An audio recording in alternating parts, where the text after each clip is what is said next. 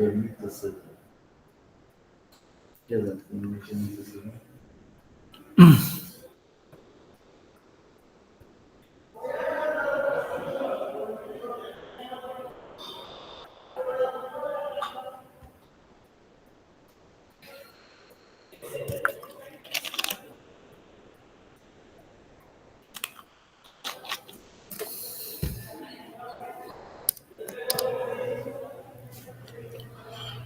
¿Qué entiendes? Que escrito no me permite hacer.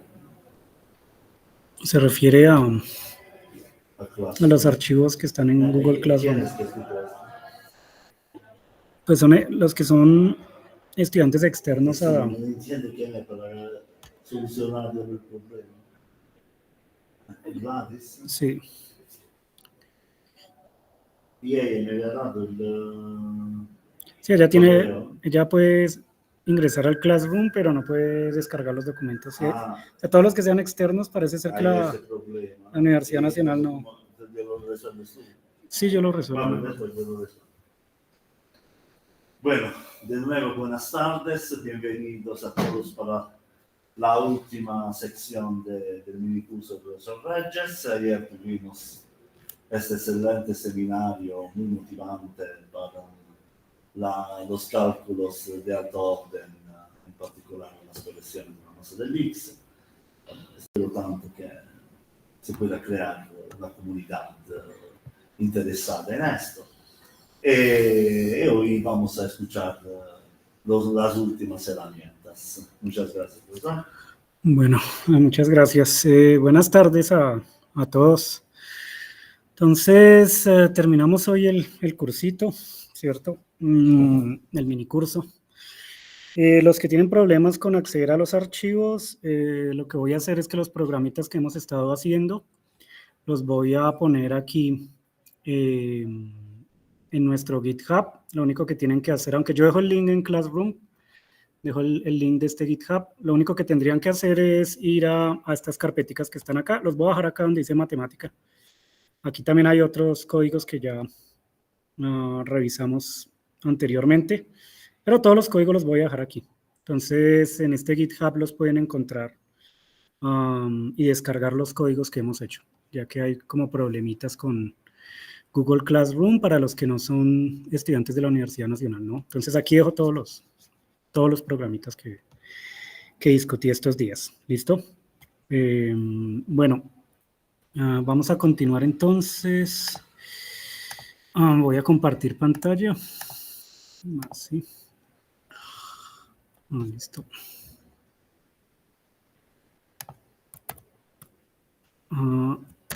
Y entonces seguimos con lo que estábamos viendo la última vez. Estábamos hablando de FENCALC. Y bueno, yo les estaba contando que, bueno, con FENCALC se pueden hacer ciertas cosas, álgebra de Dirac, álgebra de color, y se puede hacer reducción de integrales hasta el orden de un loop.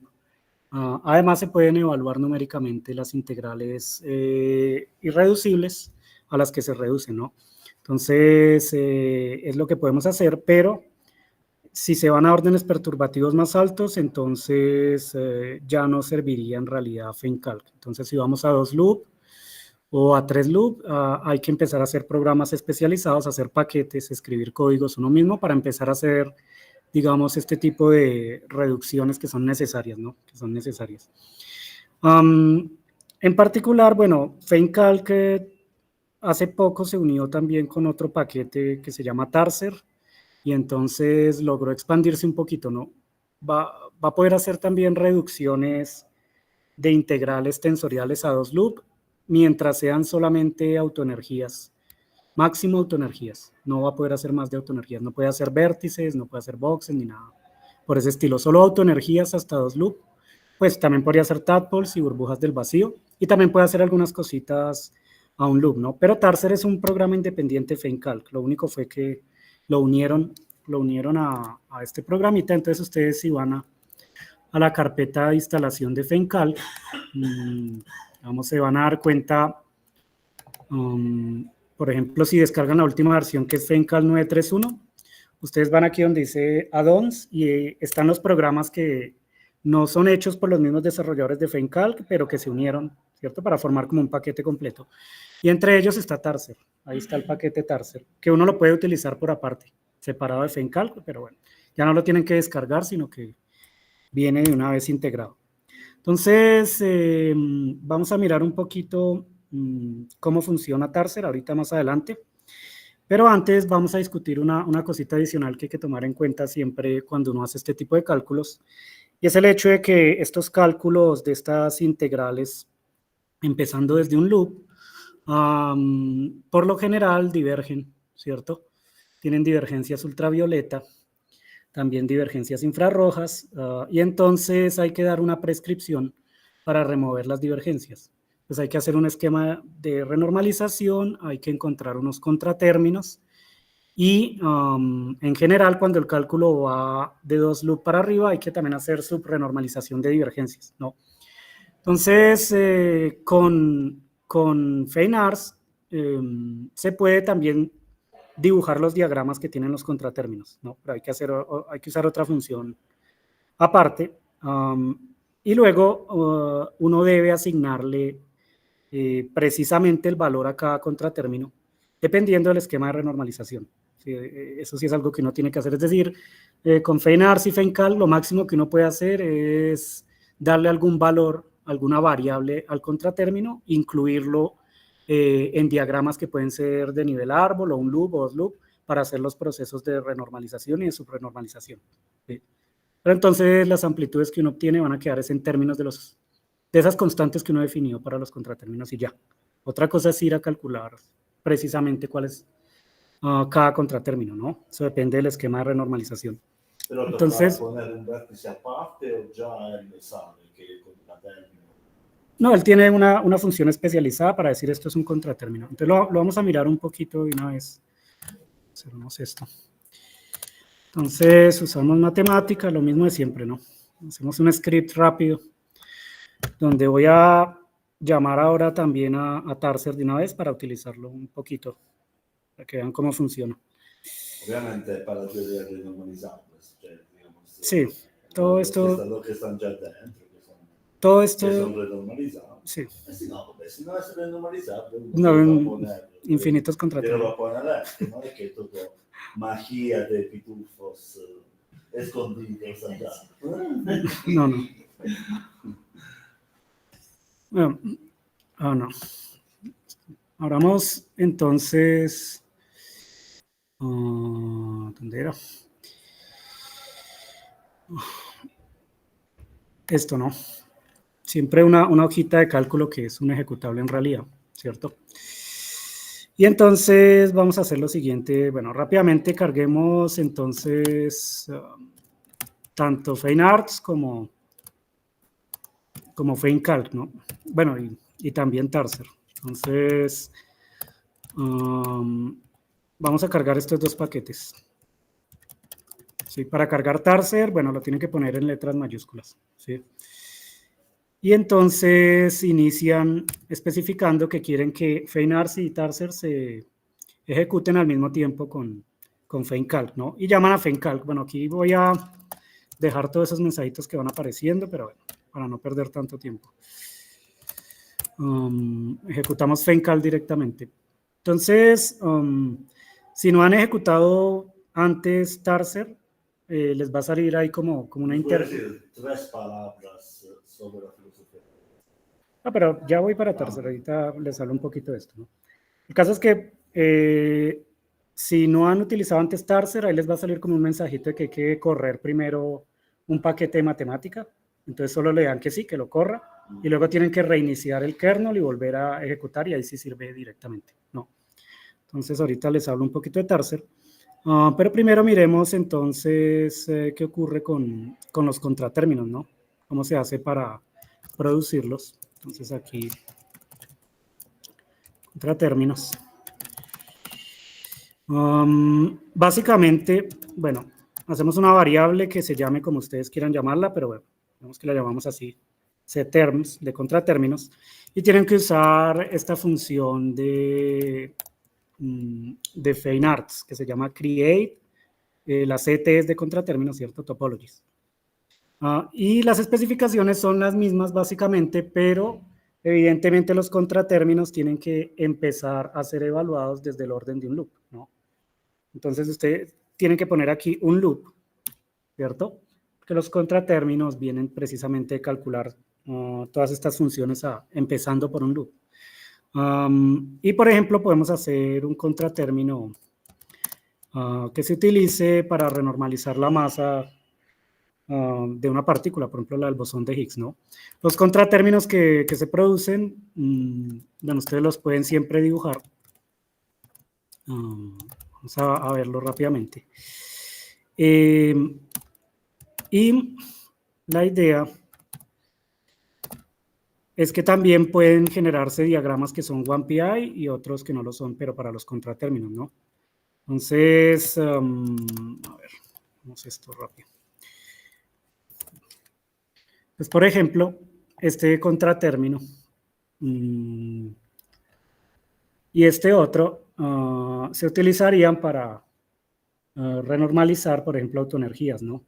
Si uno incluye los tadpoles, como estábamos, bueno, como mencioné ayer en el seminario, entonces, o los puede remover con este contratérmino que está abajo, ¿cierto? Y si lo remueve, pues habíamos visto que aparece una dependencia del gauge y bueno, todos los problemas que se discutieron ayer. Pero si uno no incluye este contratérmino que está aquí, entonces en los diagramas de Feynman van a aparecer también tadpoles en las líneas internas y se mantiene la independencia gauge, ¿no? Entonces, digamos que queremos solamente contratérminos 1PI, entonces la manera de decirlo siempre es con este comandito, ¿no? Excluir estas topologías que llaman ellos internal, pero, y eso me permite únicamente producir el contratérmino, ¿cierto? De la autoenergía. Y miremos qué pasa si quiero obtener una amplitud de esto, ¿no? Por ejemplo, aquí todavía no hay campos insertados, entonces esto podría representar un contratérmino para cualquier masa. Entonces insertemos algún campo. Digamos que vamos a hacer un diagrama para el contratérmino. Insertamos lo siguiente. Entonces, a este diagramita, digamos que vamos a hacer la autoenergía del X, ¿cierto? Entonces, el X que va en el X, y lo hacemos en el modelo estándar. Entonces, ustedes especifican el modelo. Pero además, que me faltó una coma.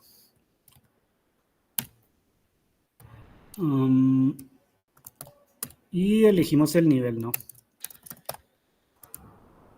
Decimos que nos produzca de una vez el diagrama con la especificación de la partícula, ¿no? Entonces pintan este diagramita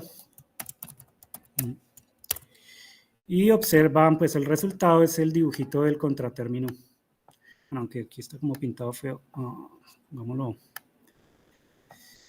Estaba. Hacemos esto. Esta opción simplemente es para organizar el dibujo en filas y columnas. Entonces, que tenga una fila y una columna, así el dibujo se ve bien. ¿Sí? Listo. Entonces, este es el contratérmino, el dibujito del diagrama, ¿no?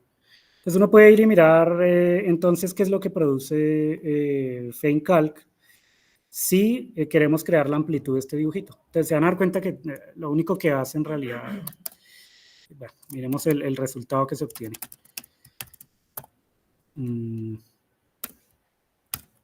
Ponemos acá el contratérmino, ¿no?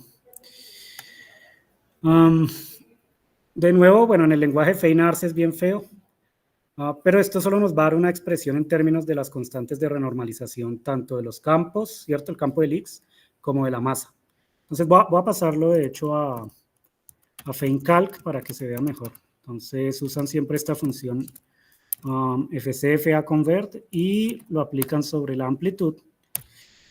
Y eligen, bueno, ¿cómo van a llamar al momento que entra? Digamos que se llama P. Y el momento que sale, que lo van a llamar también P, ¿no? Listo. Y producen la amplitud. Bueno, aquí se ve un poquito mejor, pero esto se puede simplificar aún más. Entonces lo voy a simplificar con esta función collect. que es una función de matemática, para que factorice este de ZH1, que es que está asociado a la constante de renormalización del campo, ¿no? Del X.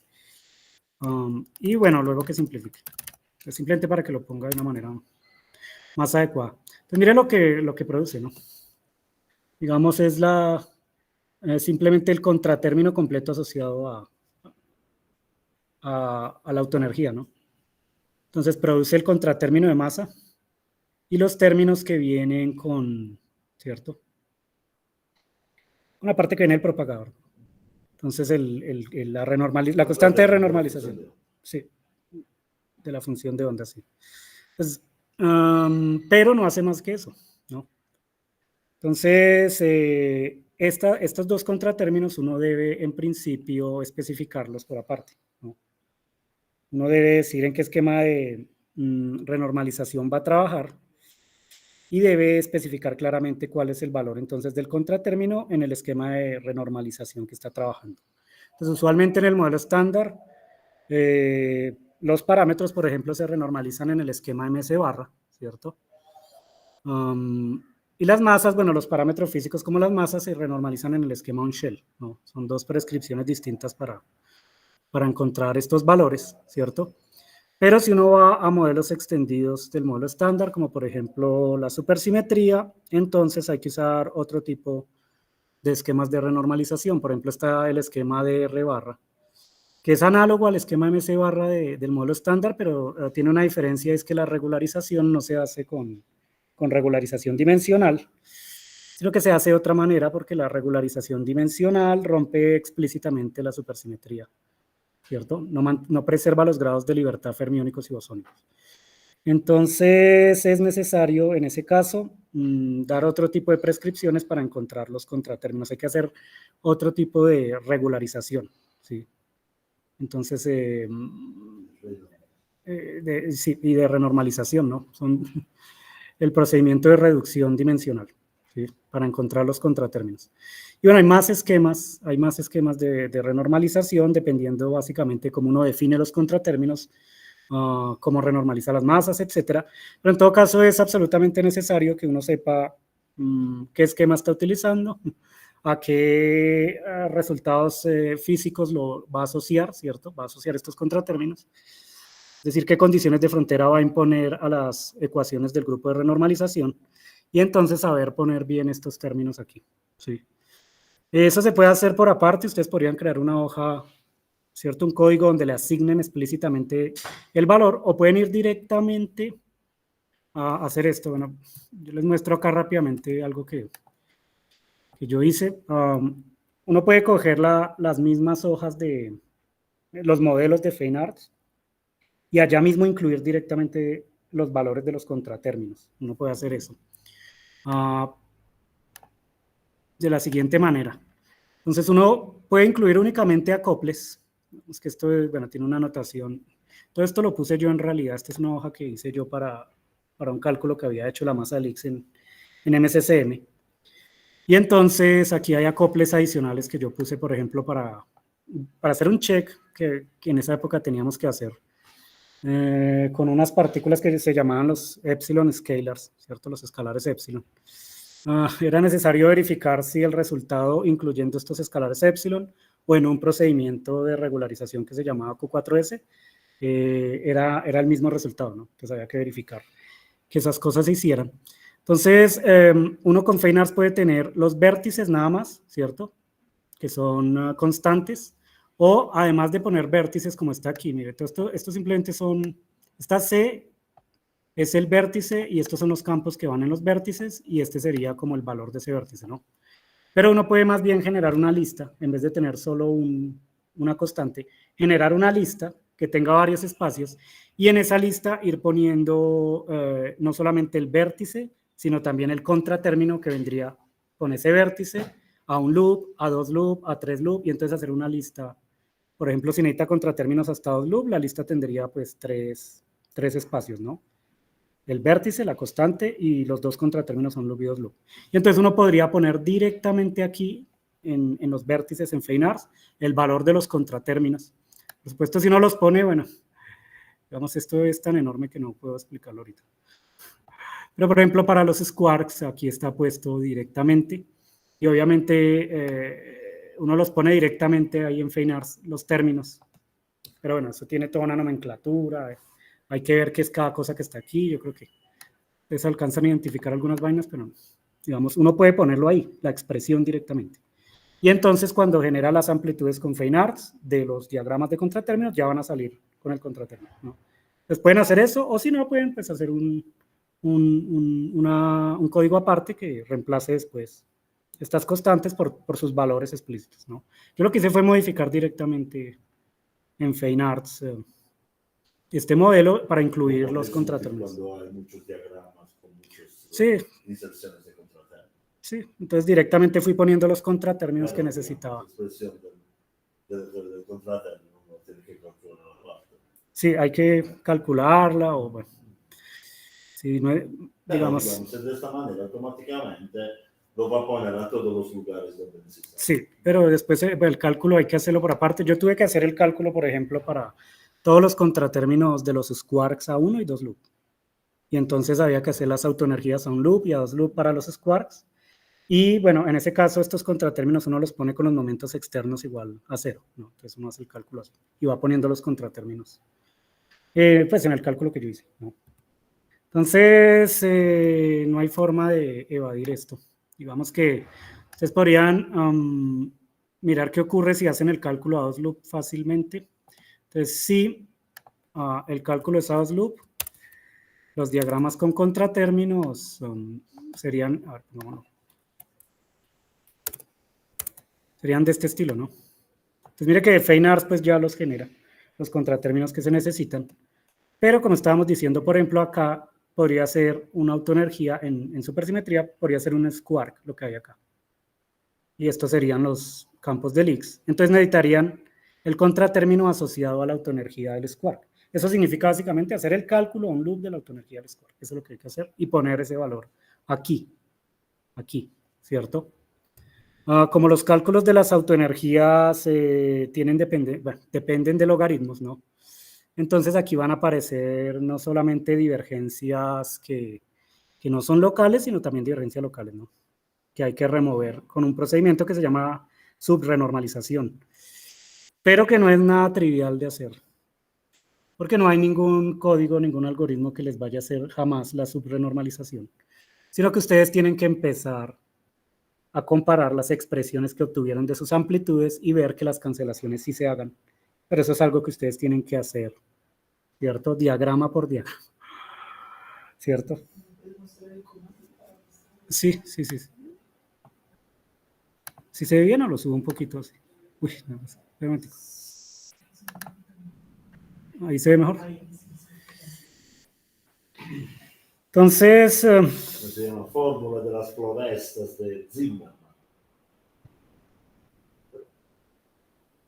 La manera de implementarlo es que se puede automatizar. sí, sí, sí. Entonces, bueno, de nuevo podríamos aplicar los campos y ver, esto es pura nomenclatura, y ver todos los diagramas que salen. Bueno, digamos que nos ponemos así. Bueno, hay una explosión de diagramas, entonces obviamente uno tiene que elegir los que le sirven para el orden perturbativo en el que está haciendo el cálculo, ¿no? Pero en principio aquí lo que aparecen son contratérminos pues, de masa de todas estas partículas que estarían involucradas. En este caso en el modelo estándar, ¿no? Y entonces, bueno, esto se puede reducir un poco haciendo el cálculo solo a cierto orden perturbativo, pero aquí estaría como la contribución completa del modelo estándar, ¿no? ¿Sí? Ahora, todos estos contratérminos usted se pueden encontrar en la literatura, la mayoría por lo menos a un loop, ¿no? 2 loop, bueno, ¿cierto? De 2 loop para arriba hay que empezar uno mismo a obtenerlos. Algunos sí, pero otros no, ¿cierto? como este cálculo de la autoenergía del X no ha llegado más lejos de 3 loops, pues no se necesitan contratérminos mayores a 2 loops, ¿no? Pero en un cálculo a 4 loops habría que obtenerlos hasta 3 loops. Eso no es cualquier cosa. Es un problema complicado de hacer. Y bueno, uno podría también crear las amplitudes, pero digamos se dan cuenta que ahora sale una cantidad de términos, las voy a poner en el lenguaje de FeinCalc. En realidad esto sería una lista de amplitudes de todos los diagramas que están ahí, que tiene una longitud de 99, ¿no? Son 99 diagramas.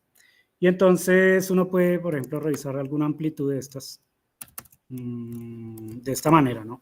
Entonces simplemente es la forma de elegir un elemento de una lista. Entonces eligen, por ejemplo, la amplitud 1 o la 2 o la 3, bueno, hay que revisarlas todas.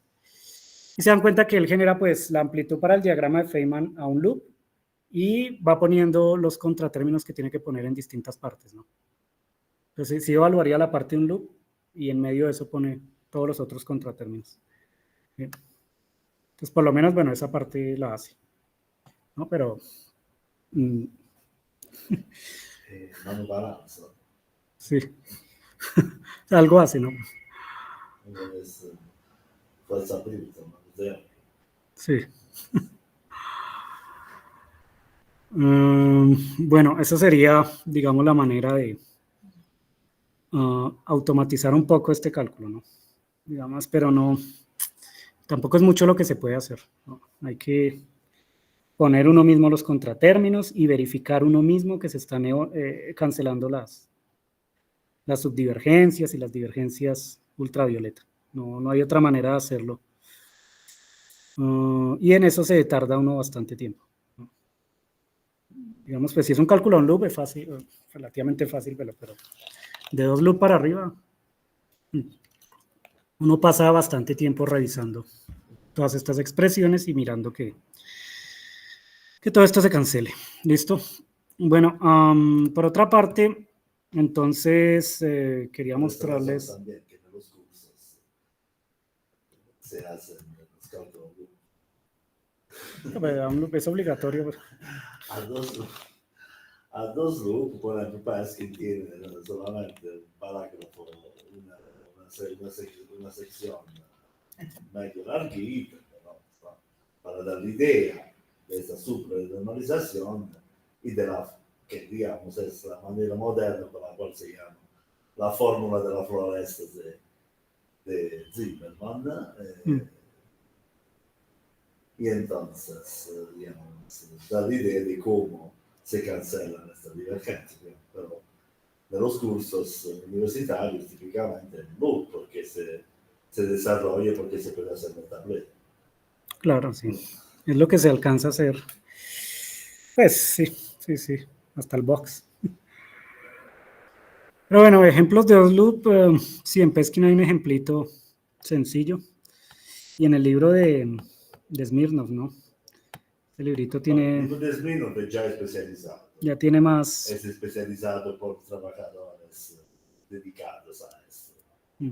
Peskin es para... de cultura general. Cultura general. Digamos, cultura general de estudiantes de física de alta selección. Es para que sobrevivan una semanita haciendo investigación. No, vamos, una vez que uno aprende la idea, aprende bien, digamos, la probabilidad. Si no lo aprende nunca. Sí. Bueno, esto por un lado, ¿no? Entonces, por otro lado, está el problema de la reducción de las integrales que aparecen de 2 loops para arriba. Entonces, pues hay varios programas que hacen algunas cositas de manera automática. Entre ellos, bueno, Tarser, que es el que está aquí incluido.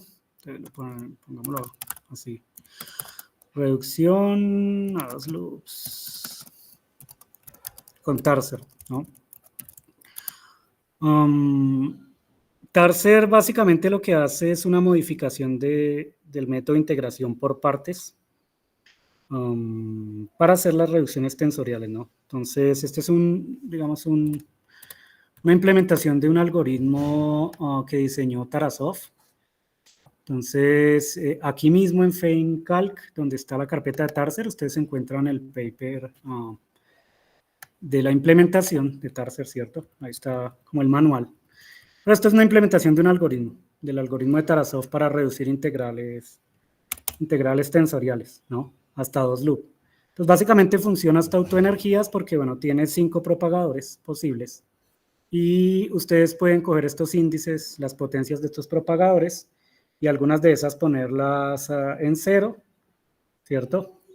Y formar entonces tadpole o burbujas del vacío dependiendo de cómo modifican esto. Entonces esto sirve para tadpoles y burbujas del vacío también. Y también se pueden poner ciertas estructuras tensoriales acá, con distintos rangos en principio, ¿cierto? Que son productos de momentos de loop y momentos externos. Y también se pueden poner numeradores irreducibles. El caso es que esta nomenclatura que está aquí, con todos estos índices, pues resume esta integral a 2 loop. ¿Sí?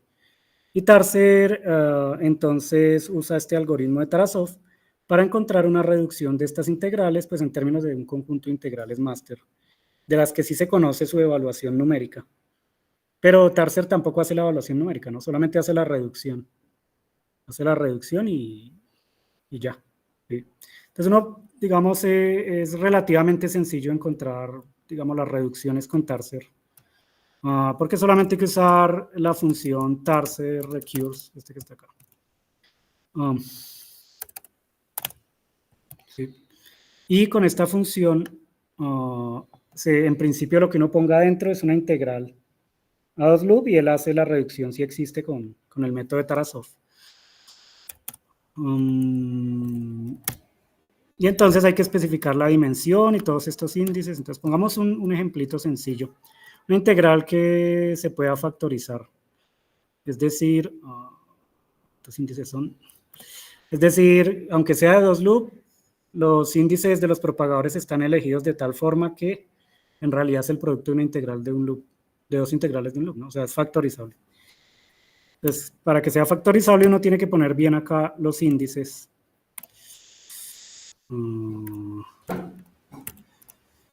Estos índices que están acá, ¿no? El primer índice significa la potencia a la que está elevada el propagador y el segundo es la masa en realidad, la masa que va incluida en el propagador. Digamos que voy a poner este ejemplito. Pongamos un propagador masivo, otro más masivo, de tal forma que esto queda separable. Bueno, si uno hace la reducción, esto es el producto de... La A y la B son las mismas funciones de Pasarino-Bellman, ¿no? El tadpole y la autoenergía. ¿Sí? Entonces, en principio se pueden hacer también cálculos sencillitos, como por ejemplo reducir un tadpole que tenga el propagador elevado al cuadrado, ¿no? Entonces que lo escriba en términos del tadpole. Para el tadpole hay una función especial, aunque también funciona con TFI, ¿no?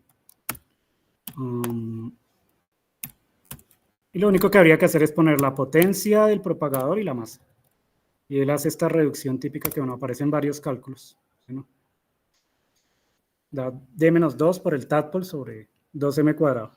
¿Sí? O sea que reduce el tadpole al cuadrado. Uno puede hacer cosas un poquito más complicadas, digamos que no sean factorizables. Por ejemplo, veamos a ver si me sale una que sea pura de 2 loop. Entonces, viene la dimensión, digamos que tiene estos índices que están aquí.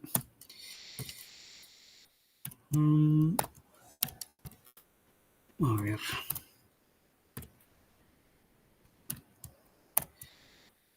Cuando uno pone el número solo, ya esto sobreentiende que en ese propagador no hay masa, ¿no? Entonces es una versión ahí reducida. ¿Cuántos puse? 1, 2, 3, 4 y 5. Bueno, esta sí debería ser una integral de 2 loop pura. No hay manera de que se factorice porque puse todos los índices igual a 1 y además le puse masas a 3 de los propagadores, ¿cierto? Entonces aquí no debería factorizarse, pero sí se hace la reducción. ¿sí? En términos de integrales máster, ¿no? Entonces sale el tadpole al cuadrado y salen estas jotas que en realidad son integrales irreducibles a dos loops, ¿no? Entonces, con Tarser hasta autoenergías a dos loops, uno puede hacer la reducción, pero, de nuevo, usa un método similar a integración por partes, solo que agrega otro parámetro adicional con el que uno puede manipular las relaciones de recurrencia que van a aparecer. Y entonces, por ser integración por partes, otra vez, aunque se hace la reducción, tiene divergencias dinámicas y también divergencias cinemáticas, como esta divergencia que está acá, miren, D-4. Cada que a uno en un denominador le aparece un D-4, esto es un problema. ¿Por qué es un problema el D-4? Porque, bueno, uno en regularización dimensional pone este D igual a, ¿cierto?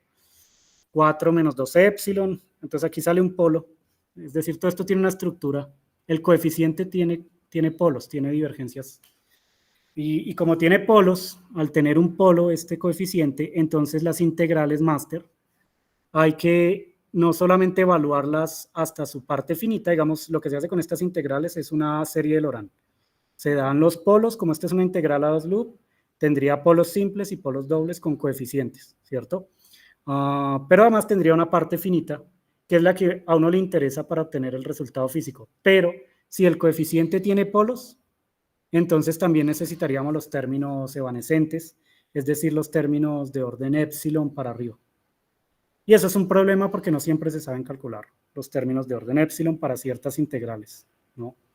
Entonces, para este caso particular, estas integrales máster que salen en Tarser, bueno, de hecho, si ustedes van y miran el manual de Tarser, allá sí aparece el cálculo de los términos evanescentes, que son de orden épsilon. Es decir, hay una expresión, pero es una expresión extensa, ¿cierto? Complicada. Digamos, hay métodos para calcular esas expresiones. Hasta este punto, estas sí se pueden obtener analíticamente, pero, digamos, es bien ineficiente porque el hecho de tener que poner los términos evanescentes solo tiene que ver con que, de nuevo, la reducción es ineficiente. Porque una cosa que yo mostré ayer es que, en principio, siempre era posible hacer un cambio de base y eliminar las divergencias cinemáticas y dinámicas de los denominadores para no tener polos y no tener que estar evaluando términos evanescentes de las integrales máster. Entonces, bueno, esto hace una reducción, una primera reducción que uno puede utilizar, pero que, de nuevo, es un poco ineficiente, ¿no?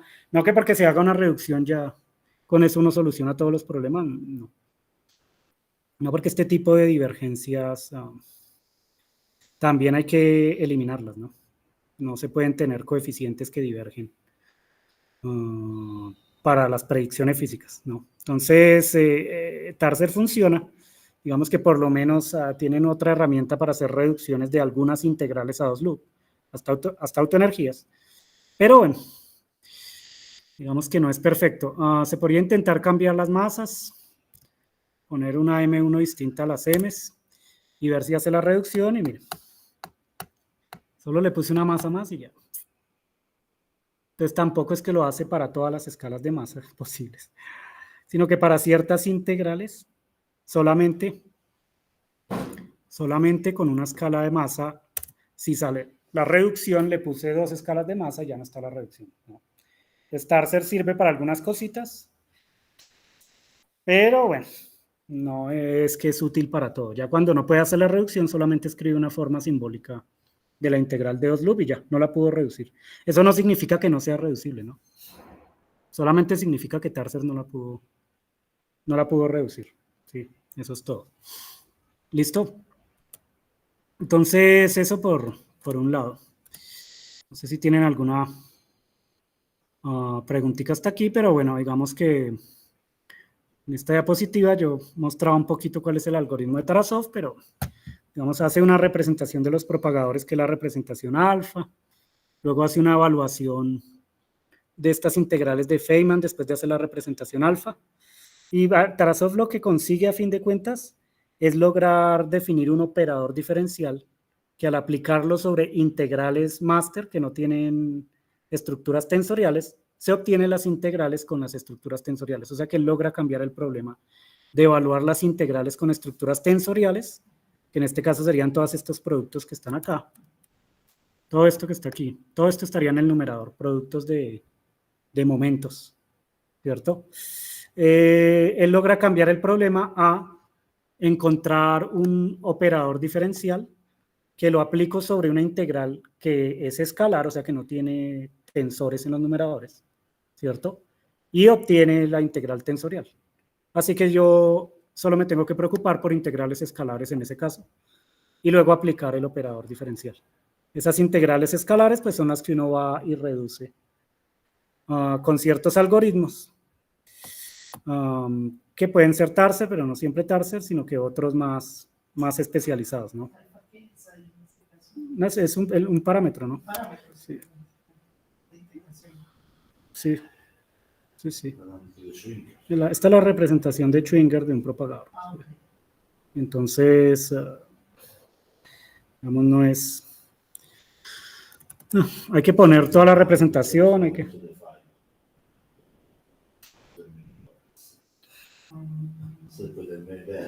Sí, es una representación equivalente a...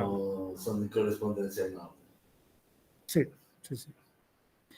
Listo, entonces, digamos, ese es un resumen muy superficial de cómo funciona el algoritmo de Tarasov. En realidad toca ir y mirar el paper y, vamos, les doy una idea de qué es lo que pasa. Y entonces, ¿cómo se hacen las reducciones de estas integrales que van apareciendo? No, Tarasov dice que esto funciona en realidad para cualquier orden, pero implementado solo está hasta 2 loops. Es decir, él dice esto sirve para 3, 4, n loops, pero mucha gente dice eso con todos sus métodos, ¿no?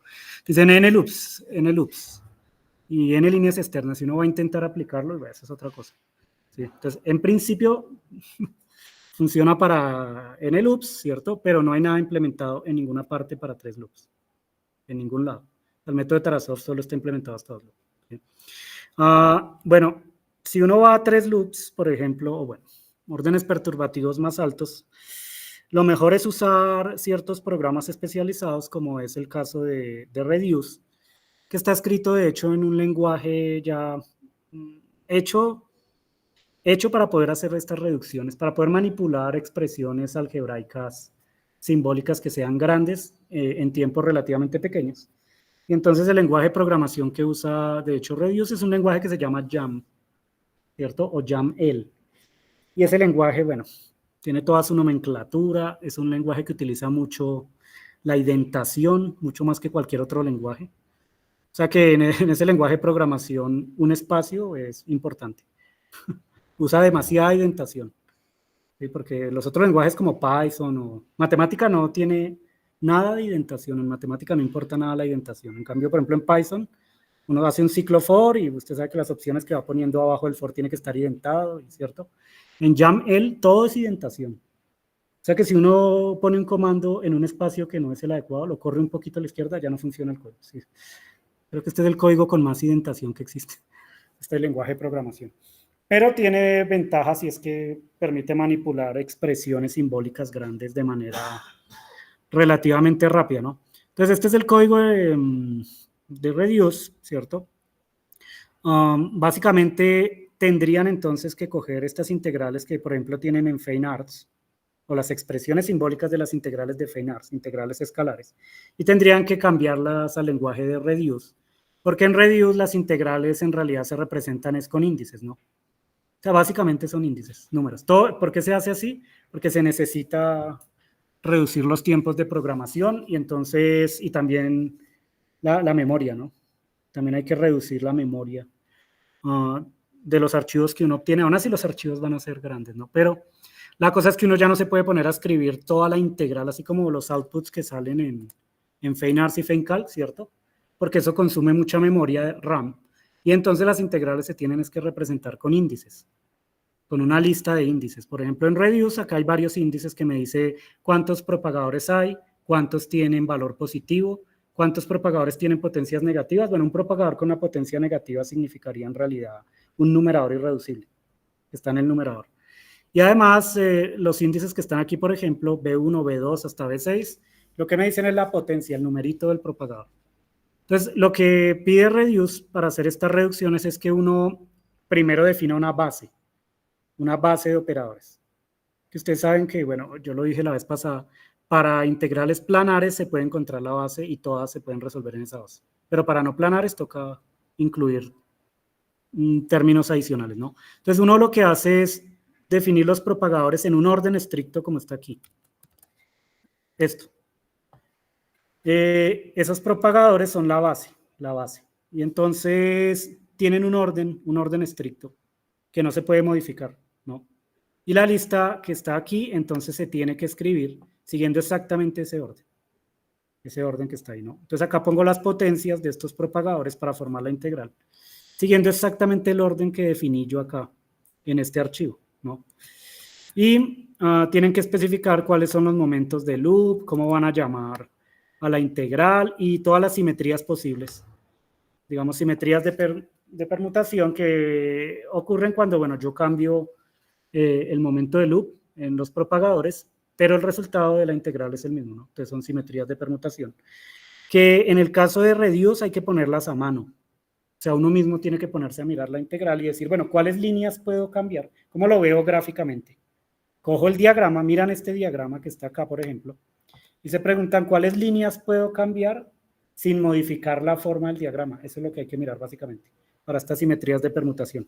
Entonces ustedes cogen dos líneas y si las cambio de posición, el diagrama sigue siendo el mismo, la amplitud sigue siendo la misma, ese tipo de simetrías de permutación, ¿no?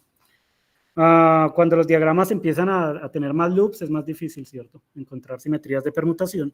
Entonces hay programas que intentan hacer esto, encontrar todas las posibles simetrías de esos diagramas. O sea, si cambio dos masas, se mantiene la misma amplitud, o sea, el mismo resultado de la amplitud. Si cambio dos momentos de loop, se mantiene la misma amplitud. Ese tipo de simetrías, hay un programa que se llama Light-Red, que de hecho está incluido ahorita en Fire, que hace precisamente eso, buscar todas las simetrías posibles para que la reducción sea más fácil de hacer y además busca todas las integrales que van a ser cero, que eso lo llaman sectores cero. Daniel, pregunta, ¿para qué se pide la simetría? Básicamente eso hace que el sistema de ecuaciones se reduzca un poco, porque obviamente van a haber muchas integrales que en realidad son la misma, ¿no? Entonces usted tiene un conjunto de integrales escalares, 1000 integrales escalares, y entre ellas hay alguna que en realidad lo que tenía cambiado era la posición de la masa. En un propagador tiene M1, en otra M2. Y la otra integral tiene en el primer propagador M2 y en la otra M1. Esa integral puede ser diferente o puede ser igual a la anterior, ¿no? Hay que mirar si son la misma cosa o no. Si son la misma cosa, entonces yo ya no tendría dos variables desconocidas, sino en realidad tendría una, ¿no? Entonces, si uno encuentra todas estas simetrías, lo que está haciendo en realidad es relacionar integrales con las simetrías y entonces disminuir el número de incógnitas. Y si disminuyo el número de incógnitas, voy a disminuir el número de ecuaciones lineales que voy a tener que resolver, ¿no? Entonces, para eso son las simetrías, para que uno empiece a quitar incógnitas. Y acá sí es muy importante porque hay que reducir miles de integrales. Entonces, una primera cosa que debería yo hacer siempre es buscar cuáles son en realidad equivalentes, son la misma cosa, ¿no? Con las simetrías. Entonces, Reduce no lo hace automáticamente. Esto es otra cosa que Reduce no hace.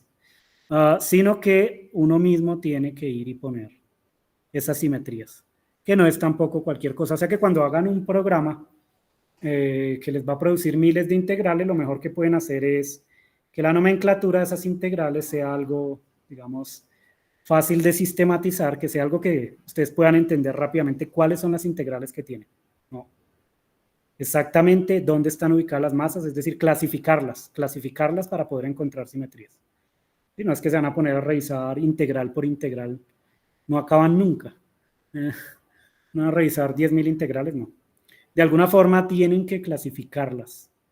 Y eso se hace con algoritmos especializados en matemáticas. Ustedes tienen que encontrar la manera de dar una clasificación de esas integrales. Eso es lo que hay que hacer, ¿no? Entonces, este programita Reduce, aunque no lo especifiqué por aquí. Bueno, les muestro rápidamente cómo funciona, pero digamos, simplemente, bueno, hay que definir varios archivitos en este lenguaje YAML uno que tiene la cinemática, entonces uno tiene que decir cuáles son las escalas de energía involucradas, ¿cierto? Las masas, las variables de Mandelstam, y decir cuáles son su dimensión de masa, ¿cierto? Entonces acá está S y T, que tienen dimensión de masa 2, ¿cierto? Y está la masa del top.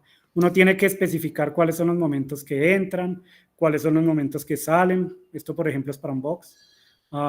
Especificar cómo es la conservación del momento. Y, bueno, dar algunas relaciones adicionales, ¿no? Que uno tenga, relaciones cinemáticas adicionales. Especificarlas todas en un archivito que tienen que llamar siempre así. Kinematics.yaml. ¿Sí? Y además hay que especificar otro archivo en donde están las familias integrales, ¿no? Entonces yo las veces pasadas les decía que una familia de integrales se obtiene cuando yo digo exactamente en qué propagadores hay masas distintas de cero. Eso es una familia integral. Entonces ustedes tienen una base de propagadores, por ejemplo 6 propagadores para una burbuja al vacío a 3 loops, y ustedes dicen exactamente en qué posición hay masas, en la posición 1, 3, 5, ¿no? Por ejemplo. ¿Sí? Eso es una familia integral.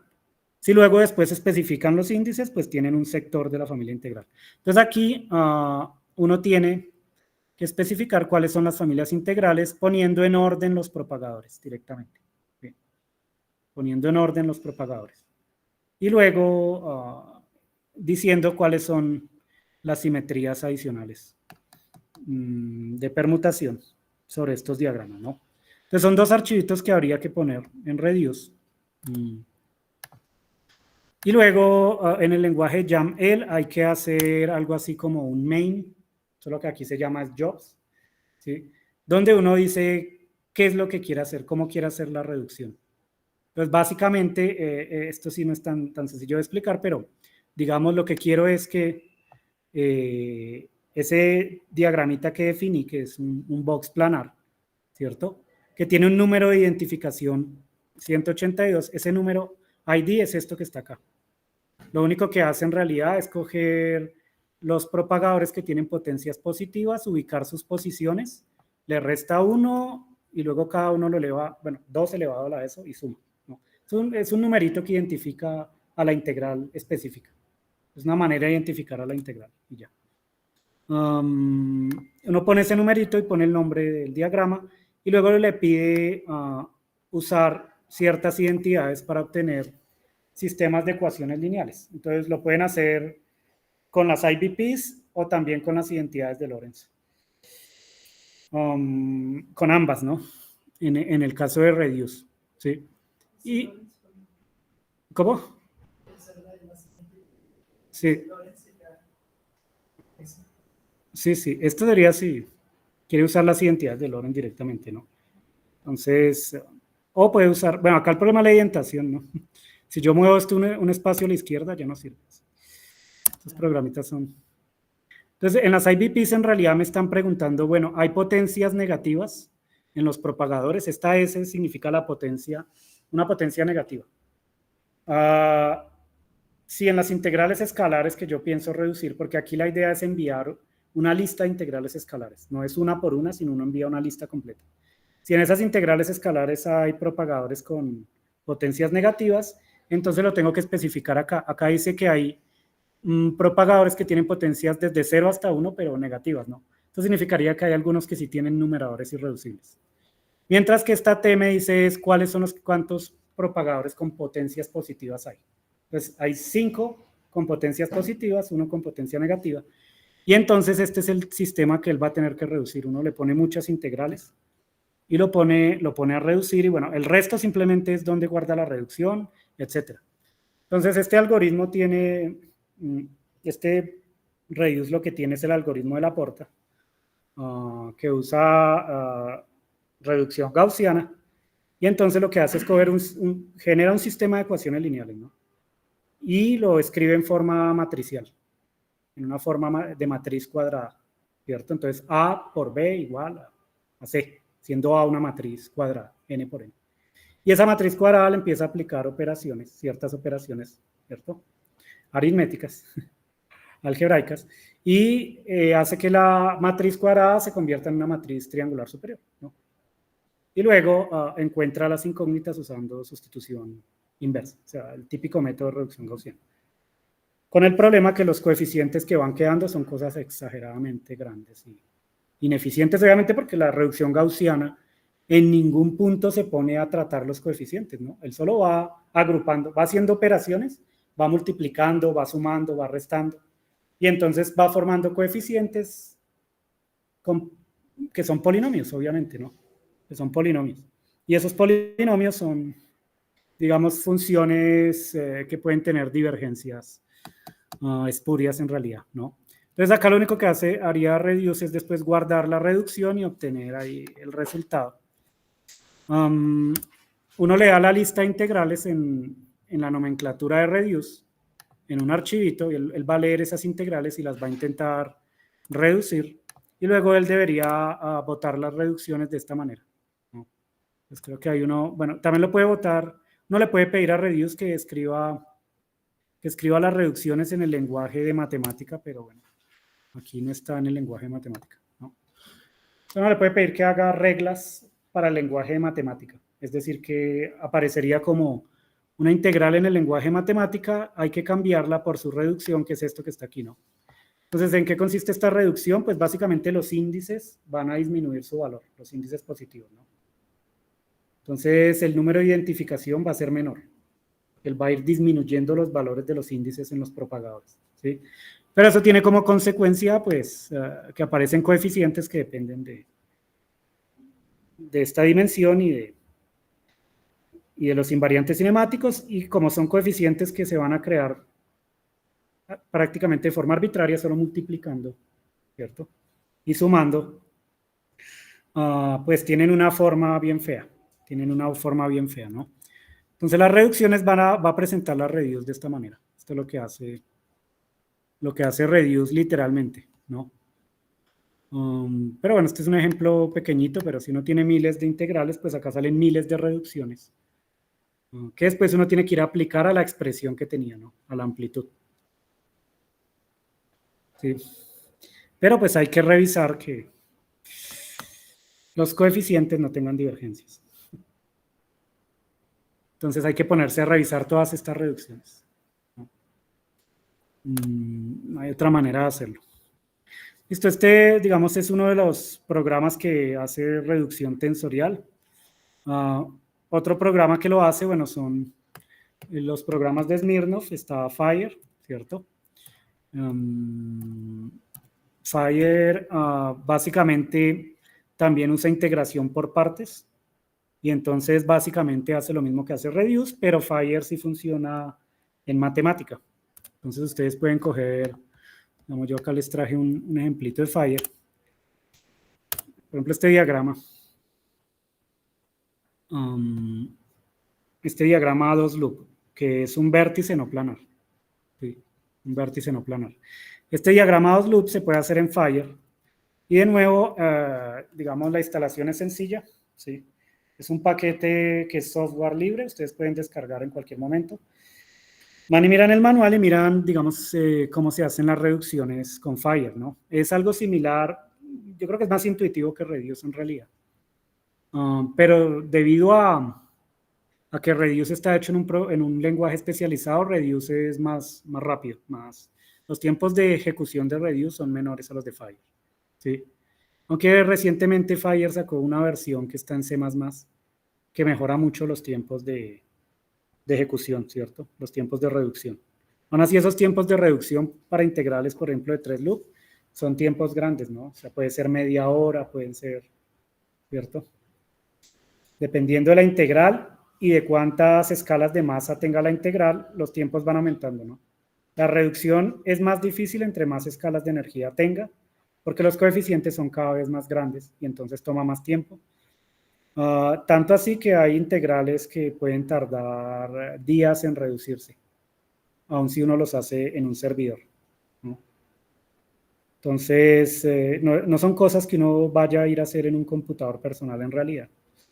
Que hay reducciones que le puede tardar días y uno no puede dejar un computador de estos un día seguido sin que lo queme, ¿no? Lo quema, le daña el disco. Entonces no son cosas para ponerse a hacer en un computador personal.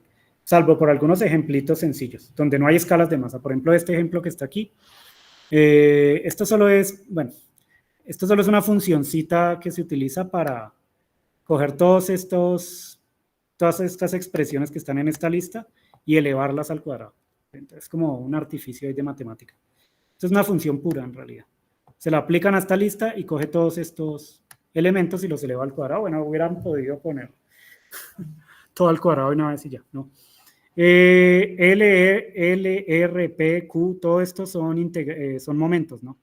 Los momentos que vienen en este vértice a 2 loop. ¿Sí? Entonces acá está P, acá está Q, bueno, y hay momentos de loop, L, R, S. ¿Sí? Y entonces lo único que están poniendo acá en realidad es la misma lista de propagadores de forma ordenada. Lo mismo que estaba mostrándoles en Reduce, pero ahora en el lenguaje matemático. Y todos estos propagadores no tienen masa, son massless ahí. Entonces es algo que sí se puede hacer acá. Ponen unos reemplazos adicionales y bueno, este comando prepare IBP lo único que hace en realidad es producir el sistema de ecuaciones lineales que hay que reducir, ¿no? Entonces, ¿cómo se produce el sistema de ecuaciones lineales? Yo creo que había puesto la fórmula, pero ahora por algún motivo la quité. Sí. En algún punto la quité, pero yo la tenía. La cosa es que lo que hace es usar una propiedad de la regularización dimensional, ¿no? La integral de la derivada total, ¿cierto? Igual a 0 en regularización dimensional. Y en el integrando pone las integrales escalares, que son las variables, multiplicadas por momentos de loop o momento externo, y entonces él utiliza esa propiedad para producir sistemas de ecuaciones lineales.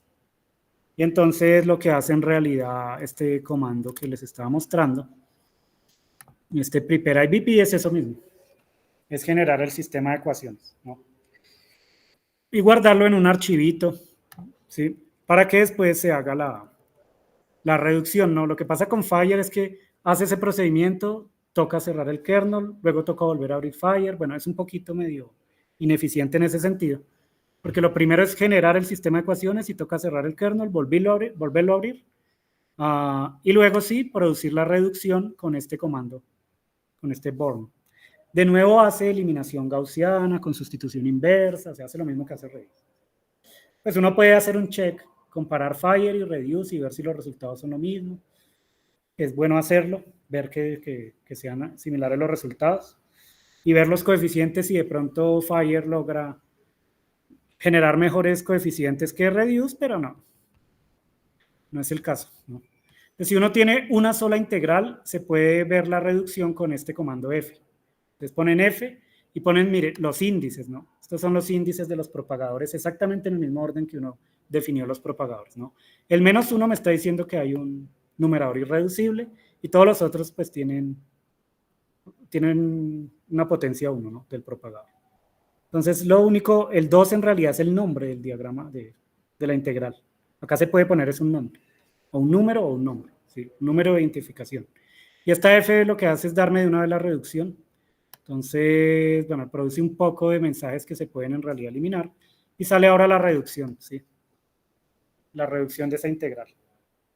De nuevo, bueno, ahora aquí las integrales máster se llaman G, ¿sí o no? Es solo una nomenclatura diferente. Lo importante es que las integrales se identifican es con esta lista de índices, ¿no? Es con la lista de índices que uno identifica las integrales. Y otra vez la reducción es lo suficientemente mala por esto. -4 más d al cubo, ¿no? Entonces, obviamente, si esto son integrales ¿cierto? A 2 o 3 loops, pues entonces tengo que ir en los términos evanescentes hasta hasta el segundo o tercer orden para tener la contribución finita total, ¿sí o no? Porque a mí lo que nos interesa es la parte finita. Y entonces si acá hay un polo cúbico, epsilon al cubo, aparte tendría que coger estas Gs y llevarlas hasta orden epsilon al cubo. Y eso no siempre se puede hacer, casi nunca, sobre todo para integrales de 3 loops. O sea, obtener los términos evanescentes, no. Difícilmente hay programas que hacen la evaluación numérica de los términos finitos. Ahora sí los términos evanescentes, ¿no? Entonces, uno puede intentar hacerlo con ciertos programitas que hacen evaluación numérica, que ahorita miramos un poquito, de estas integrales. Uno puede intentar encontrar un valor numérico de los términos evanescentes, pero eso puede tardar la evaluación numérica un mes seguido sin nunca entregar ningún resultado, lo que significa no lo puede hacer, ¿no? Por el tipo de métodos numéricos. No logra resolverlo numéricamente, ¿no? Entonces ese es un verdadero problema, porque apenas a uno le aparecen ese tipo de denominadores, uno ya sabe que, bueno, hizo una primera reducción, pero esa reducción no sirve. Así de sencillo, ¿no? Entonces, la reducción no serviría. Daniel pregunta. Sí. Esos coeficientes con divergencias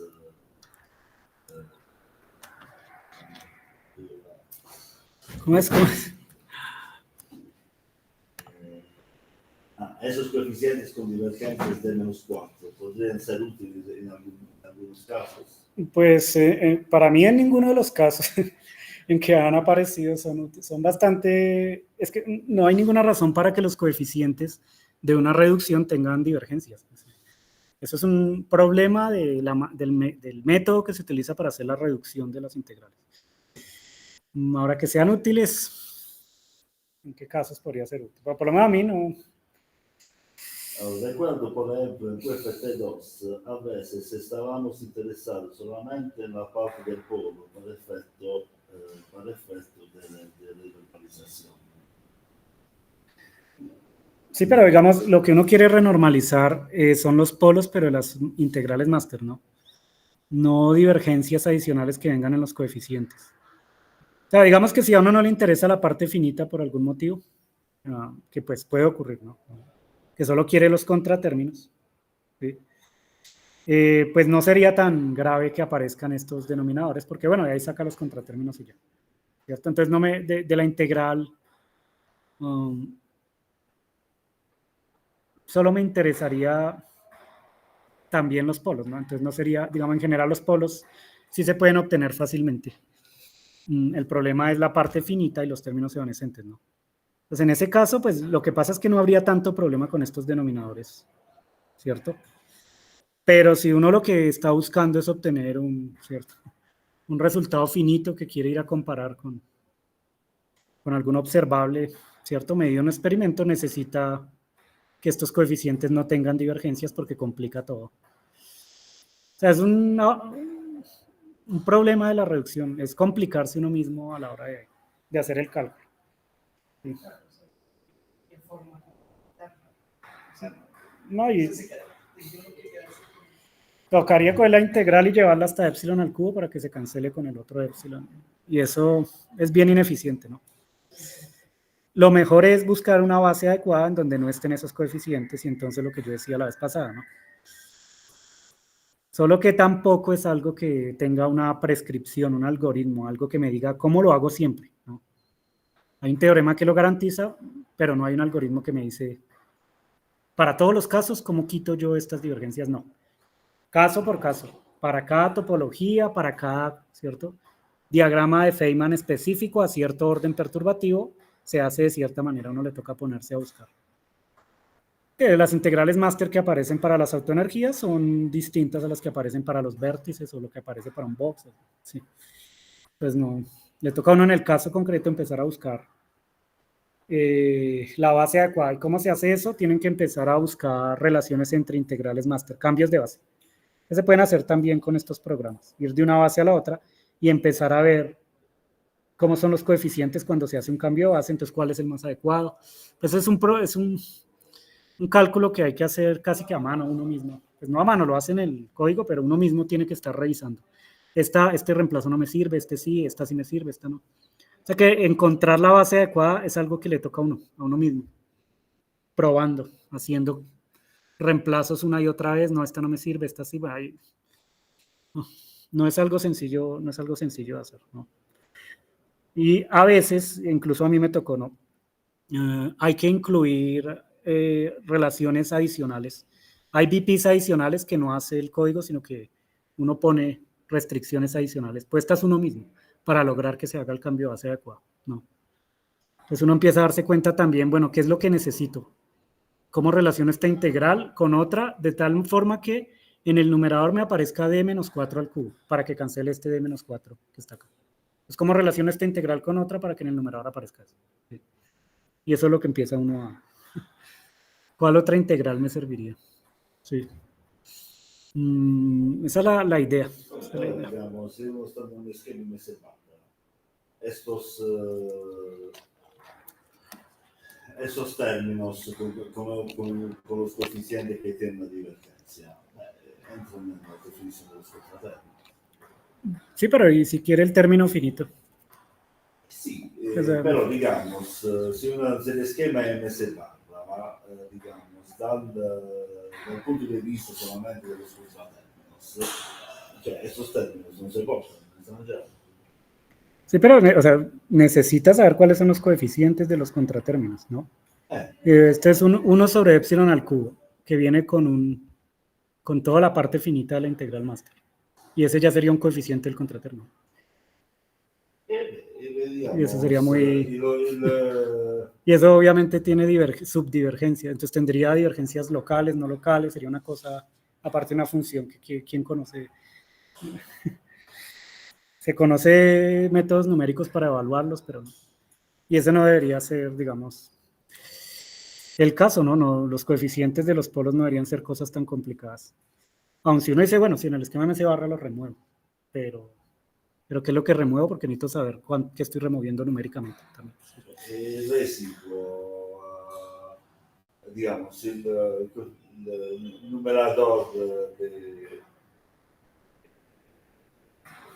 de orden 1 di -4 al cubo.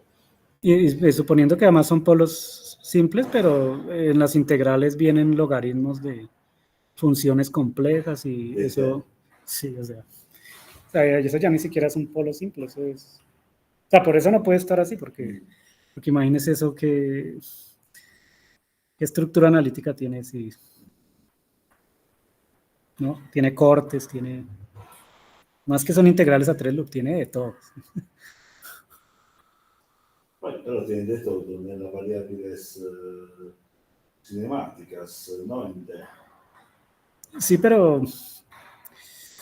Cioè, in D non è che tiene logaritmi di D.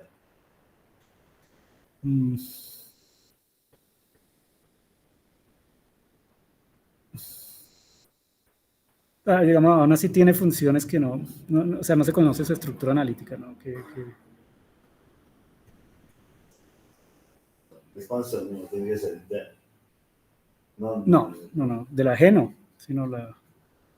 no, pues sí, de hecho sí, no, desde la G es la expansión, es la serie Laurent, pero En D. en D. Pues sí. En todo caso es bien inconveniente, ¿no? O sea, esos problemas no, o sea, no son obligatorios tenerlos. Si se pueden evitar, pues mejor. Y la idea es evitarlos, porque si no, o sea, si no obviamente, sí, una base más adecuada. Porque si no, los cálculos se hacen extensísimos y quien manipula ese tipo de expresiones, ¿no? Entonces, bueno, aunque se hace una reducción, pues no es la más adecuada. Y bueno, aquí hay otros ejemplitos, pero digamos, en este caso solo es para una integral, ¿no? Si uno tiene varias integrales, como por ejemplo lo que yo usé en el último cálculo, ¿dónde era que estaba? Que era este. Pues hay que usar otros comandos. Hay que usar este comandito. Si uno lo que tiene es una lista de integrales, ¿no? Y si uno tiene una lista de integrales que quiere reducir, este programa trata de buscar relaciones de nuevo entre las integrales y ver cuáles son equivalentes, lo mismo que hacía reduce. Y para eso usa lightred. Pero también uno le puede poner a mano las simetrías que relacionan a las integrales. ¿Sí? Entonces lightred trata como de reducir ese problema, pero no es que lo haga totalmente, ¿no? Y entonces, bueno, es básicamente lo mismo, ¿no? Digamos, se obtienen este tipo de integrales, pero miren, este es aún peor porque tiene divergencias cinemáticas y divergencias dinámicas también. Pues tiene todo tipo uh, de divergencias, ¿no? Entonces con Fire se pueden hacer las reducciones tensoriales, pero no es suficiente con obtener la reducción tensorial, después van a pasar un buen tiempo buscando la base adecuada. Hasta que la encuentran y ya. Si no la encuentran es un problema. ¿No? Porque obtener, digamos, el resultado final numérico de la corrección cuántica que quieren hacer depende drásticamente de esto, ¿no? De poder solucionar este tipo de problemas. Si uno no lo logra solucionar, ahí se queda ahí. Difícilmente, no puede hacer nada. Tendría que va a reportar que tengo un problema. Sí. Eso digamos, no se podría hacer mucho. Llega hasta la reducción y se queda ahí. Esto es algo complicado que hay varios autores que están tratando de solucionar de alguna manera. Se puede pensar en métodos alternativos que no pasen por las IBPs. ¿Sí? Es decir, que de alguna forma yo entonces mejor no hago reducciones de estas integrales, tanto tensoriales como escalares, que me salen, sino que de alguna forma las evalúo más bien directamente. Entonces se supone que hay métodos alternativos que dicen funcionar también para todo loop y ¿cierto? Como este loop tree duality, que en principio evitaría que uno hiciera una reducción de este estilo, ¿no? Porque permitiría en principio evaluar las integrales directamente, ¿no? Pero bueno, digamos que yo por lo menos no sé qué tan eficiente es, ¿no? No he hecho todavía ningún cálculo usando ese tipo de herramientas analíticas para ver si de pronto en verdad si es más eficiente. Tampoco sé si los tiempos de programación y ejecución sean en realidad menores o si en realidad es mejor hacer la reducción tensorial, ¿cierto? Pero la reducción por las IBPs pues es el camino, digamos, que usualmente se utiliza para hacer este tipo de cálculos. Se hace la reducción a integrales máster y las integrales máster de alguna forma se evalúan numéricamente. Es como el camino típico. Pero como ya toca ir a 3, 4 loops, ya se hizo bastante ineficiente precisamente por estos coeficientes que aparecen ahí, que son cada vez peores, ¿no? Ese es el problemita. Ese es el problemita que hay con esto, ¿no? Bueno, esto, lo que está intentando hacer Smirnov entonces es otra cosa. Él está intentando utilizar distintos códigos que lo que hacen es simplificar esos polinomios de alguna manera. Y entonces hay varias opciones, uno que se llama Flint, otro que se llama Simbólica y otro que se llama Fermat. Este Fermat es el que utiliza básicamente todos los programas de reducción, como Reduce y como Fire. Y entonces Fermat es el que manipula algebraicamente los coeficientes. ¿Sí? La cosa es que pues parece ser que con estos dos nuevos programitas, este Flint y Simbólica, sí se puede reducir un poco el tiempo de ejecución o el tiempo de estas reducciones, ¿no? Entonces, por ejemplo, él lo probó para este diagramita, este vértice, y lo probó en el caso en el que hay una estructura tensorial de rango 1 en el numerador y también cuando ponen una estructura tensorial de rango 20, ¿cierto? En el numerador, o sea, un tensor de rango 20. Y pues comparan los tiempos de ejecución y se dan cuenta que en general este Flynn y Simbólica pues son más rápidos que Fermat. Bueno, en este caso no es tan evidente en realidad. En este caso no. En el caso de esta caja doble, ¿cierto? Este double box, sí se empieza a hacer evidente que estas nuevas herramientas que son muy recientes, esto es de hace un mes para acá, ¿sí? Estas nuevas herramientas sí permiten disminuir un poco el tiempo, ¿no? Porque toman un tensor de rango 8 y miren que el tiempo se reduce más o menos a la mitad comparado con Fermat, que era el programa que utilizaba típicamente estos algoritmos. Entonces, si se utiliza simbólica y Flynn, se disminuye el tiempo un poco más. También lo prueban, por ejemplo, con una escalera a 4 loops, ¿cierto? Para un proceso de 2 líneas que van 2 líneas. Y también los tiempos empiezan a reducir significativamente con respecto a Fermat, ¿cierto? De hecho, aquí se reduce también más o menos a la mitad, ¿no? Entonces, parece que este camino puede ser un poco útil, porque también lo prueban, por ejemplo, este diagramita, ¿no? Este diagrama que está acá aparecería en la contribución electrodébil a la masa del bosón de Higgs a 3 loops, ¿sí? Pero algo que no está hecho todavía, ¿no?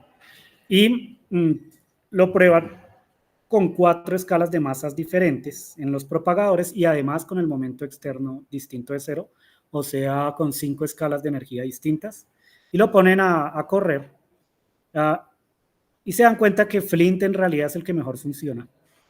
Y miren el orden de magnitud, 0,62, ¿sí? Mientras que Fermat es 5,36, ¿no? Esto es multiplicado por 1000 segundos, ¿sí? Y entonces, ¿cuántas veces más rápido es? Como hasta 10 veces más o menos más rápido, ¿no? O sea que este camino, que es muy reciente, puede llegar a ser un poco útil para hacer las reducciones un poquito más rápido, ¿sí? Pero de nuevo es algo reciente y solamente está implementado en la última versión de Fire 6.5, donde uno puede entonces de alguna manera elegir qué tipo de simplificador de estas expresiones, de estos coeficientes va a utilizar, ¿sí? Eso es lo único. ¿Listo? Y bueno, yo creo que para terminar hoy, les menciono simplemente algo rápido. Una vez que uno hace la reducción tensorial y la logra hacer bien y de alguna forma logra manipular esos coeficientes, entonces tiene que ir a evaluar las integrales con las que se quedó, ¿no? Las integrales irreducibles, ¿no? Entonces hay varios algoritmos también que pueden hacer la evaluación numérica de estas integrales. El método que más se utiliza en realidad para hacer esta evaluación numérica es el método de sector decomposition, o sea, descomposición en sectores, ¿sí? Es el método que más se utiliza. Y ese método está implementado en general en 2 programitas. El programa Fiesta, que la última versión que hay es 5, ¿cierto? Que solo es una abreviatura de esto, ¿no? Feynman Integral Evaluation by a Sector Decomposition Approach, ¿no? Entonces es el método que usa Smirnov también para evaluar estas integrales máster. Y también está SecDec, que tiene una interfaz en matemática, pero también una interfaz en Python. La versión de Python es más rápida que la versión de matemática. Pues matemática no es un lenguaje adecuado para hacer evaluaciones numéricas en realidad. Si uno va a hacer una evaluación numérica, lo mejor sería hacerlo en un lenguaje como C o C++. Y bueno, PySecDec usa Python, pero Python está todo escrito en C en realidad. O sea, lo que está usando en realidad es C, no Python, ¿no? Y entonces estos 2 métodos estos 2 programas son los que más se utilizan para tratar de evaluar numéricamente estas integrales. Con ninguno de los 2 en realidad se pueden hacer los términos evanescentes de forma rápida, ¿no? Es decir, uno puede encontrar numéricamente los coeficientes de los polos y la parte finita de las integrales máster. Pero los términos evanescentes, no. Digamos que de pronto el primer término evanescente se alcanza a hacer en un tiempo muy grande. Los demás términos no, en realidad no los evalúo. También están otros términos otros códigos que son ya especializados para ciertas topologías. Y por ejemplo, este código de aires freitas, TBID, ¿cierto? Que lo que utiliza es un método dispersivo, relaciones de dispersión para evaluar estas integrales. Entonces, ese código de hecho solo es útil para burbujas del vacío, hasta 3 loop, y para ciertas autoenergías a 3 loop, que son las que están pintadas acá. No todas porque esas que están ahí no son todas, de hecho, son 80, ¿no? Y aquí solo hay algunas. Entonces no hace las 80 completas. Solamente puede evaluar numéricamente estas que están aquí. Y algunas de esas sirven para procesos como, para calcular observables como la masa del Higgs, pero hay otras que no, ¿no? Entonces ellos lograron evaluar estas integrales máster de forma numérica, pero son 80 topologías diferentes que, bueno, hay varias que todavía no hay ningún método, digamos, Martin y Stefan Weinschrill han resuelto otras más, pero pues hacen falta bastantes.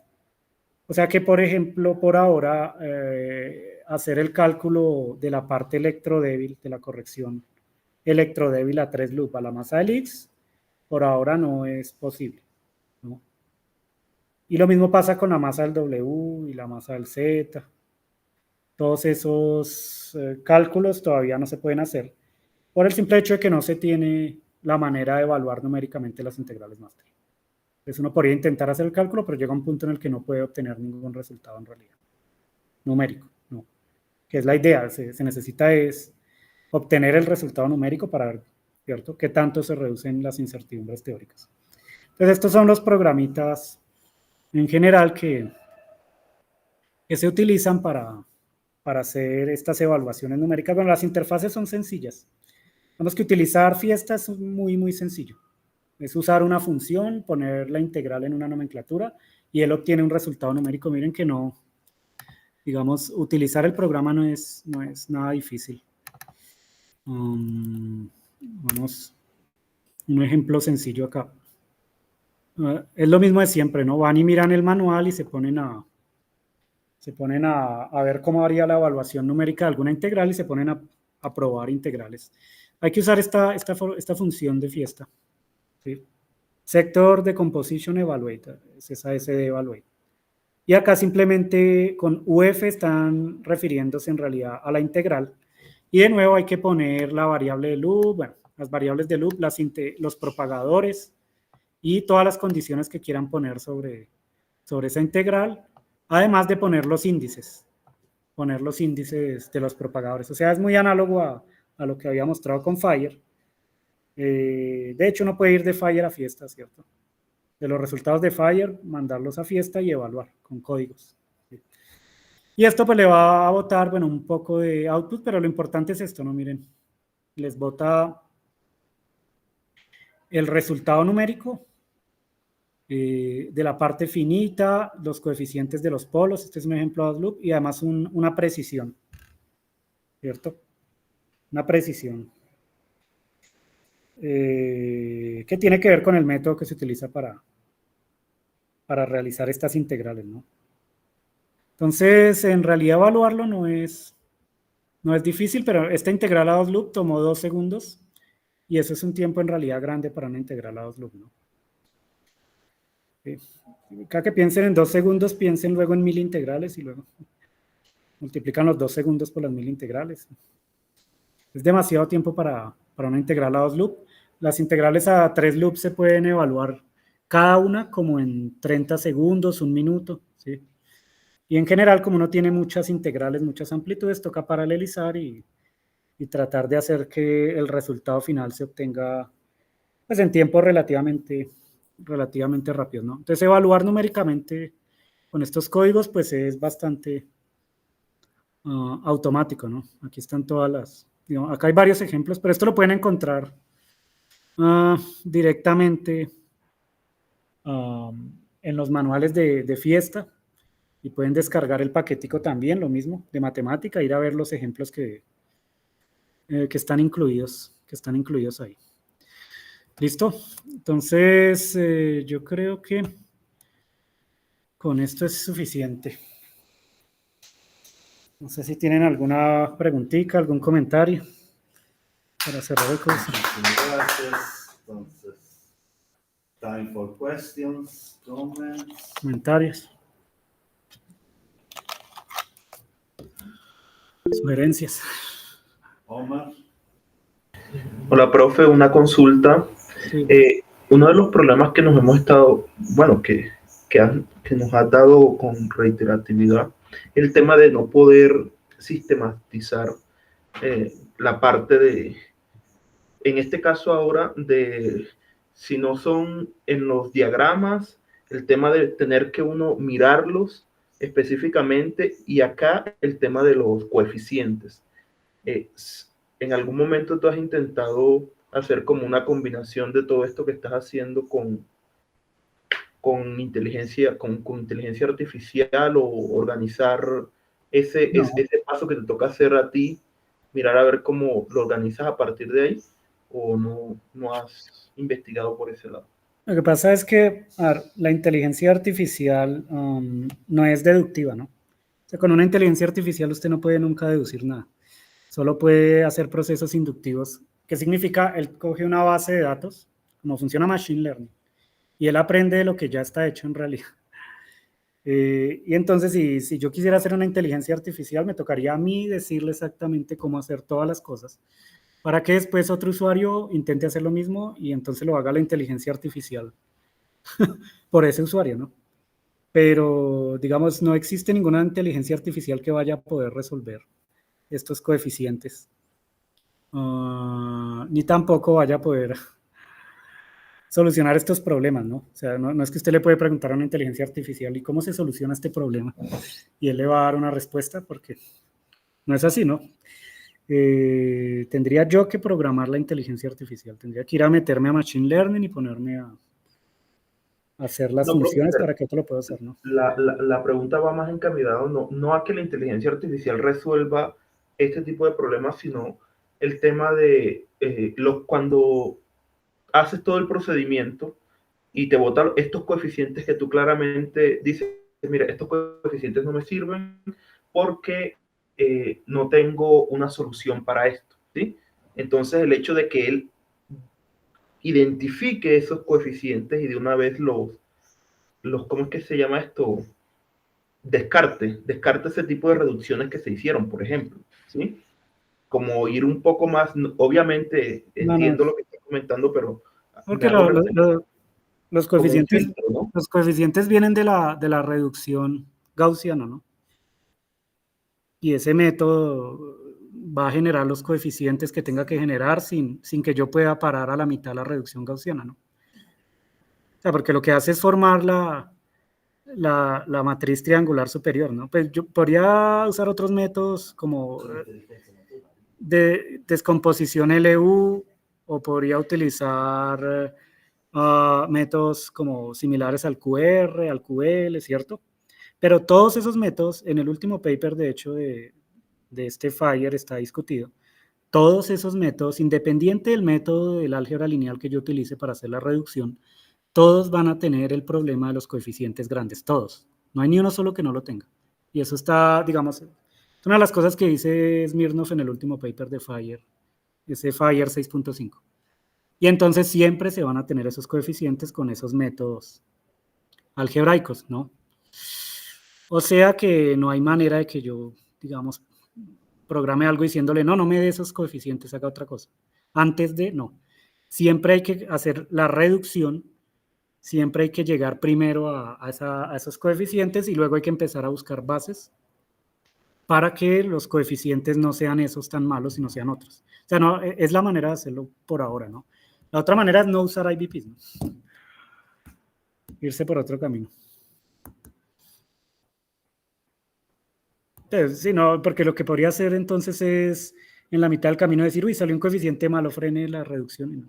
Entonces nunca hace la reducción, ¿no? Son inevitables, es inevitable. Inevitable. Otro método que no sea IBPs. Lo que pasa es que este es el método que se utiliza frecuentemente, pero obviamente ya está llegando a un punto en el que no se va a poder utilizar más. Entonces hay que pensar en algo distinto, que no tenga que ver con una reducción de este estilo, ¿no? Otra cosa diferente. ¿Sí? Sí, profe, muchas gracias. Cristian. Hola, profesor. Una pregunta. ¿Usted en algún momento mostró un archivo eh, que tenía que escribir en YAML? Y ahí ponías los momentos y tenías que especificarle pues como unas relaciones de producto interno, ¿cierto? Pero ¿en cuál archivo? Es que ya mostré tantas cosas que ahora... ¿Era cuando estaba haciendo la reducción con Reduce o...? ¿O en qué punto? Creo que era ahí, sí, cuando tenías que hacer dos archivos en JAML. El kinematics y el... Sí, ahí. Pero Ajá. entonces mi pregunta es, bueno, ahí estabas especificando los momentos y pues sus relaciones de producto interno, ¿sí? Ahí en las Esto reglas sí. de producto escalar. Pero entonces es posible especificar otro tipo de objetos, por ejemplo con espinores y especificarle las No, identidades de productos exteriores, por ejemplo. no, aquí solo la cinemática, nada más.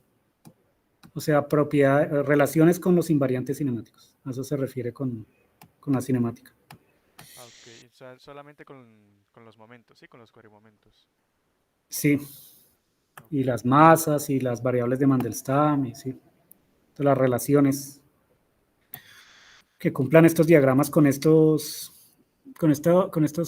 invariantes cinemáticos, ¿no? sí, entonces, por ejemplo, es posible que, digamos, si uno tiene ya creada una amplitud de un proceso de scattering que con YAML se escriba esa amplitud en términos de variables de Mandelstam, por ejemplo. Sí, esto es precisamente para eso, para que de una vez lo escriba en términos de las variables de Mandelstam y, y haga digamos, las simplificaciones necesarias tomando en cuenta estas reglas, ¿no?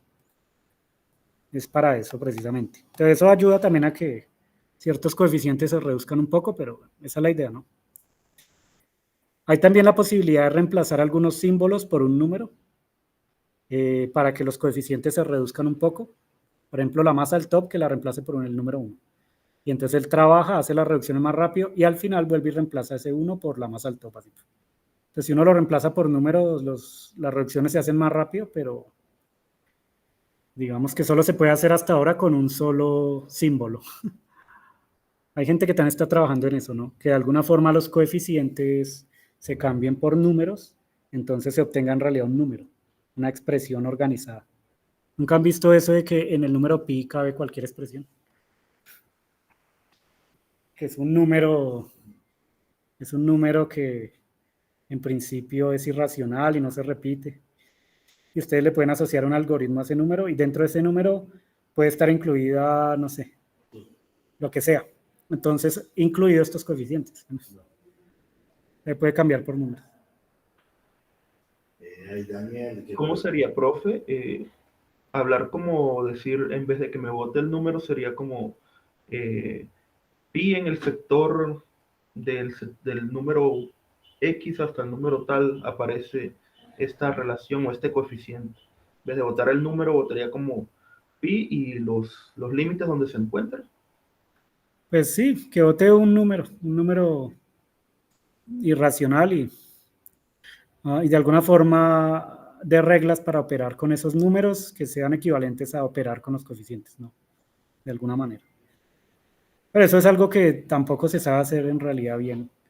Solo se ha podido hacer con un número. Sé que hay gente que lo está intentando hacer, convertir los coeficientes en números y operar solo con números. Y luego devolverlo a la expresión simbólica. Pero eso no ha, digamos, desde el intento que escuché que lo intentaron hacer fue hace como 2, 3 años y hasta la fecha no, pues no ha producido nada todavía. No sé si en realidad logren hacer algo con eso. Eso obviamente sería muy útil porque si ustedes logran reducir esos coeficientes a un número, pues, mucho más rápido se hace la reducción, ¿no? O sea, pero ahorita solamente es posible con asignarle a un solo símbolo, ¿sí? No a Sí, varios. solo a uno y ahí está implementado en Radius. Sí. Pero pues si tiene varios, no, pues sí, reduce un poco el problema, pero igual los coeficientes siguen siendo grandes, ¿no? Sí. ¿Hay otra pregunta? Sí, Daniel pregunta. Entiendo que las herramientas analíticas sirven actualmente hasta 3 loop. Sin embargo, lo analítico del cálculo va hasta que se encuentran master integrals y luego estas se calculan numéricamente. Ajá. Entonces, cuando se habla que se hace un cálculo numérico a 5 loop, ¿a qué se refieren? ¿A que no se hace reducción y se calcula todo numérico desde el comienzo, desde el inicio? No, yo no creo. O sea, si hacen 5 loops, necesariamente hacen todo esto y llegan a integrales máster y son las integrales máster las que evalúan numéricamente. Todo el resto se hace pues, con estos métodos analíticos que hemos estado discutiendo, ¿no? Son casos muy específicos. Sí, son casos que se pueden llegar a, porque solo tienen una escala de masa y porque sí, están hechos de tal forma que sí se saben evaluar, ¿no? Pero seguramente lo que es numérico es la evaluación de las integrales máster, ¿sí? O sea, la parte numérica.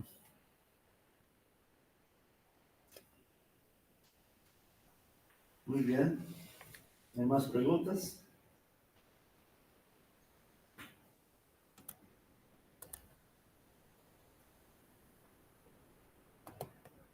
Bien, todos estos métodos que permiten de calcular cosas que antes no se podían ni pensar. Realmente vienen continuamente consolidados y modificados por nuevas ideas que llevan a una organización diferente del cálculo perturbativo.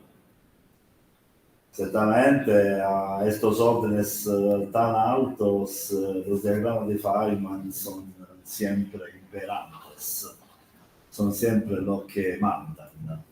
Pero, digamos, organizaciones diferentes del cálculo perturbativo no son excluidas. Por ejemplo, hasta órdenes, hasta un loop y muchos procesos de los loops, existen técnicas que van más allá de los diagramas de Feynman y están basados sobre métodos on-shell, aun siempre si il calcolo sigue siendo perturbativo. Solamente que tienen un'organizzazione differente del calcolo que digamos, non si ha mostrato válida por todos los órdenes. Y entonces, digamos, los códigos pueden ser siempre mejorados, pueden llevar a un alto grado de eficiencia, pero toca tener conocimiento y las herramientas más allá de los ejemplos desarrollados en los códigos para crear nuevo conocimiento. O sea que toca ser bien dedicados. Todo esto para decirle, tienen que hacer los cursos de teoría de campos cuánticos obligatoriamente, porque si no, no van a entender absolutamente nada de lo que están haciendo. No es que, digamos, estos pitufos que están en los códigos, no van a servir más. Claro. Muy bien, profesor, muchísimas gracias. Bueno, muchas gracias a todos. Ha sido una experiencia muy formativa. Y entonces, para hoy terminamos, posiblemente en el próximo semestre se va a crear un seminario que vamos a compartir también con las personas externas a la Universidad Nacional que quieren participar y le voy a hacer llegar las informaciones también a través, mediante el Classroom, nel cual se van siguiendo poniendo los otros archivos, otros materiales y también este tipo de informaciones. Muchas gracias. Gracias. Hasta luego todos. Hasta luego, profe. Hasta luego todos. Chao.